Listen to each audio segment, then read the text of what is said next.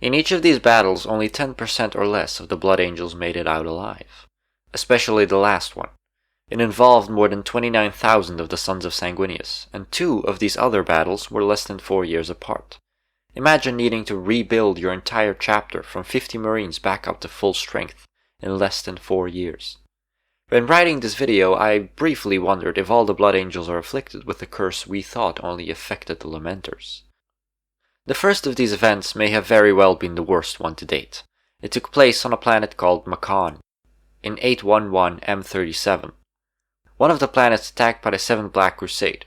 The entire Blood Angels chapter was there, to defend the world against Abaddon and his primary lieutenants. After much fighting, nearly all of the Blood Angels were wiped out. An attempt would be made by the Rampagers chapter to reinforce them, but it would fail. The Blood Angels were decimated and their gene seed completely destroyed. One of the heroic actions by the Blood Angels that stood the test of time is the actions of Reclusiarch Thalastian Jorus and his Death Company. They managed to survive the initial fighting, and Jorus would spend the next weeks evading the Black Legion, trying to keep the remains of his Death Company under control. Eventually, he would see an opening and lead his Death Company deep into the lines of the Black Legion. Several members of Abaddon's Honor Guard were butchered in the attack, but they were eventually defeated. Their gene seed was the only gene seed left undamaged. Nearly the entire Blood Angels chapter was destroyed in this conflict. None of the names of the surviving Blood Angels are known. The second one was aboard a Space Hulk and featured a young Dante.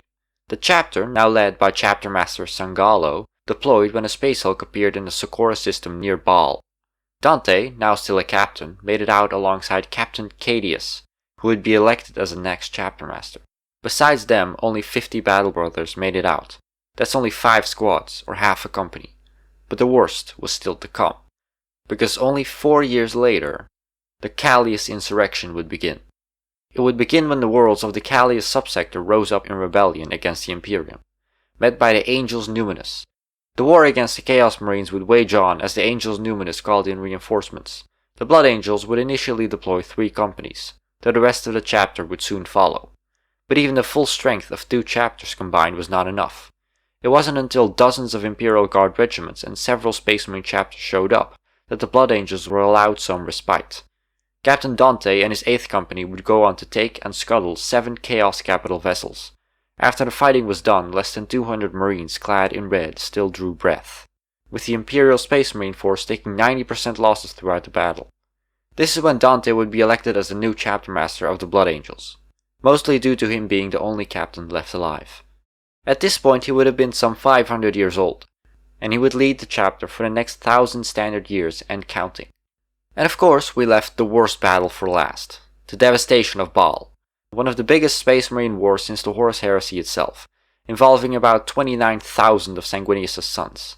The Blood Angels, under the command of an impressively old Commander Dante, would jump into action when High Fleet Leviathan threatened Baal itself and everything on its surface, the Arx Angelicum and the lifeless body of Sanguinius himself.